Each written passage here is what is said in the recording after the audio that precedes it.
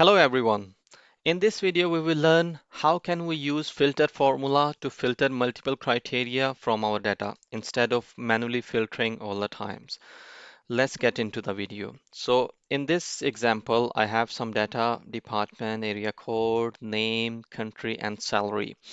So first we need to make sure the data is in table form. If you haven't applied table already, just place the cursor within your data and press Control T. It will apply the table because my data is already in table, so I can use it. So firstly, let's start using the filter formula.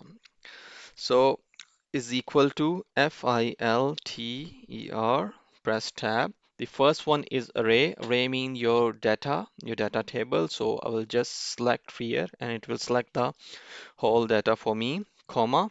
Next one is include, which is the criteria. So from which column I want to filter my data? I want to filter my data from department column. So I will just select this column and is equal to this cell because this is the cell where I will type the department name and I want the formula to filter the data from this data set. And again, comma. So if I just have one criteria, I can finish off my formula by just writing the in quotation again, because it's saying me if empty, what if the formula don't find any criteria? So it will just return me nothing, close of bracket. So this is a formula for filtering one criteria, like table, select the array, then criteria, and then what if empty.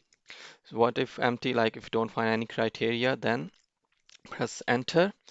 So if you press enter, so it's showing me the result for the HR department. Because HR department is selected here, it will only filter the HR department related data from this data set. So if I change the department to, for example, finance department, press enter, so it will filter the finance department related data within my data set.